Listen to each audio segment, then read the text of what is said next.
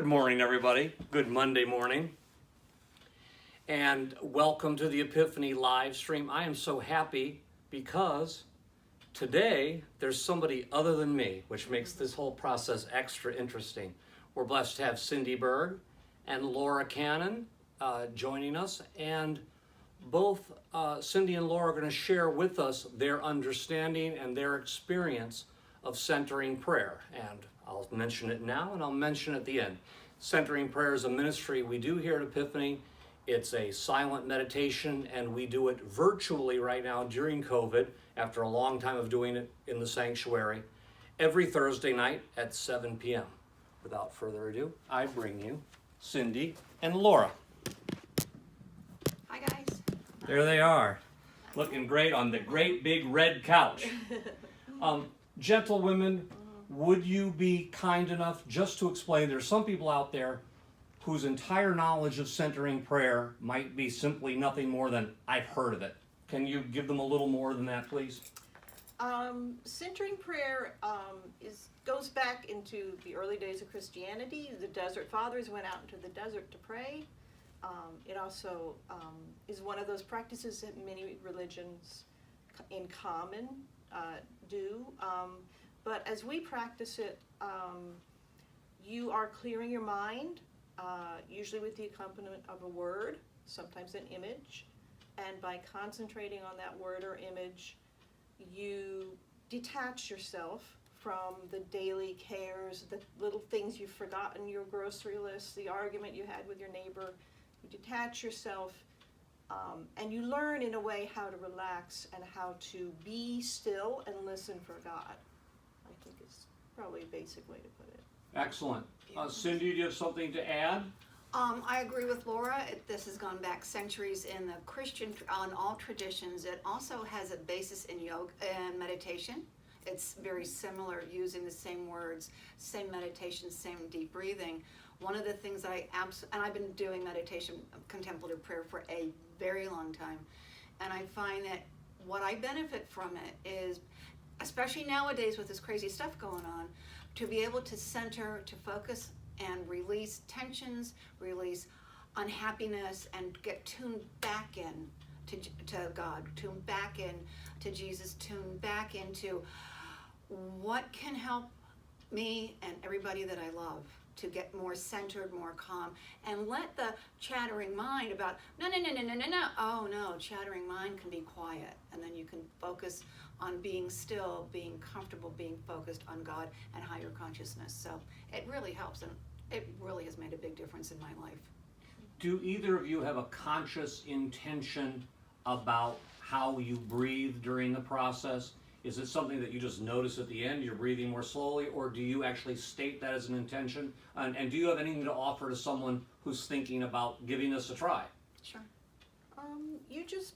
I just breathe. You breathe deeply and slowly. A lower breath rather than in the chest is better, like a diaphragm breath. But you don't want to be thinking about the breath too much either. You want it to be in the background. Right. More a let it happen thing. Yeah. And you concur? Well, yes, and for people who are absolutely brand new walking this path, to get their breathing under control, you can start off at first imagining inhaling for maybe the count of 2. 1, 2, and exhale for the count of 4. But that can also go along with the word or whatever phrase you use.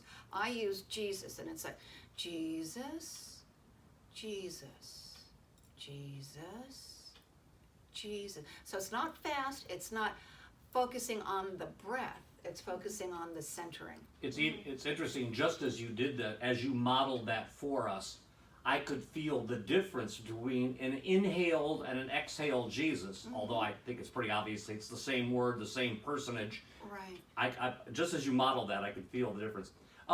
Let's jump ahead. This is, show me the money. That's the culture we live in. What benefits might people hope to gain from a discipline, or even if it's just once, twice a month? As you know, our members, some are religiously weekly and some are on an as-needed basis. I think everybody benefits. What are those benefits to your understanding? it actually helps a lot with focus and concentration and slowing down. I'll tell you honestly, which I've never told anyone, after I started doing meditation, for the first time in my life, I began to enjoy classical music. Prior to that, classical music was just kind of noise, because I grew up on rock. And then it became this where I could hear the melody and I could hear the notes. Now, do you listen to the classical music as you're meditating? No. Okay. It was more like a kind of a subtle shift. change within the brain and your ability to be slower and perceive things. And it was kind of weird. I'm not sure it was meditation 100%, but Well, I think that's a great sharing. It happened at the same time. Yeah. And I always thought that there was something, they had a connection. I'm sure there is. Yeah. Yeah. So that was, and that's actually brought this whole dimension of music into my life that I never ever experienced, growing up. So it's great. Yeah. And for those who think that's good for you, Laura, I never want to learn to like classical music. For that matter, I don't like rock either. Yeah, The two, but these people benefit. You're saying It's a more it's a change in your mind. accurate Yeah. or a deeper perception around hearing. Right. And, Right, yeah. and you can also do that by walking and being outside too.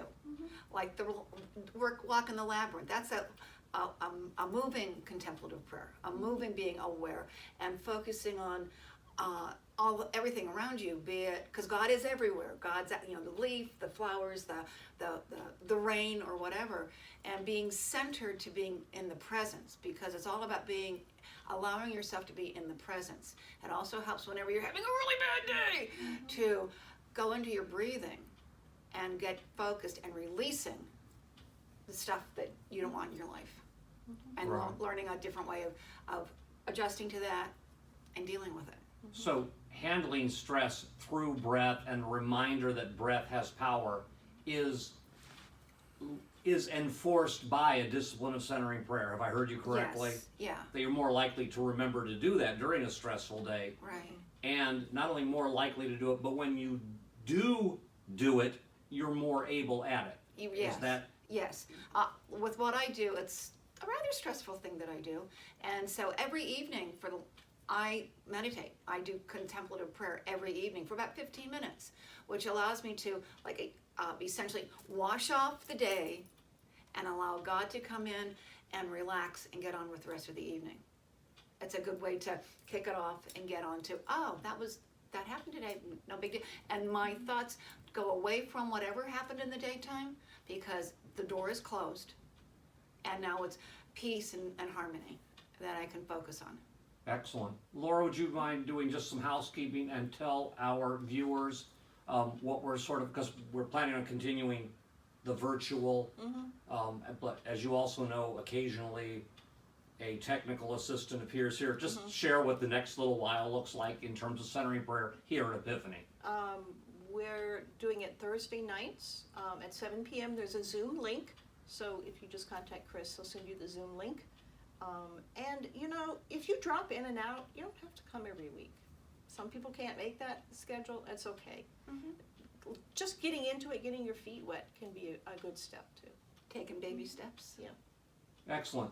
I thank you both so very much. Thank you. And full disclosure, this is a Thursday evening, even though people will be watching Monday morning.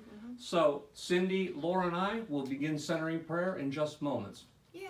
Great. Thank you again, Thank both, you. for sharing this evening.